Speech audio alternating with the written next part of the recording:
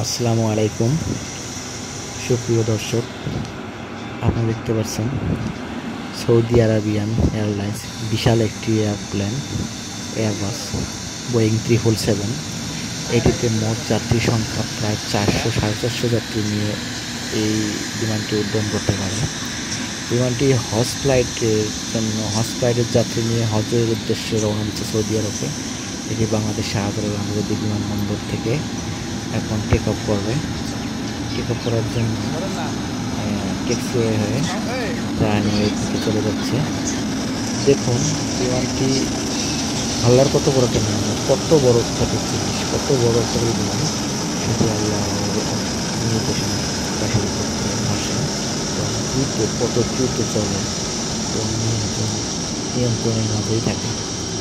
তাই আপনারা দেখতে পাচ্ছেন বিশাল এই সৌদি আরাবিয়ান এয়ারলাইন্স 777 বোয়িং, এটি সৌদি আরবের উদ্দেশ্যে টেক আপ করার জন্য রওনা হলো। থ্যাংক ইউ, সবাইকে ধন্যবাদ। আসসালামু আলাইকুম।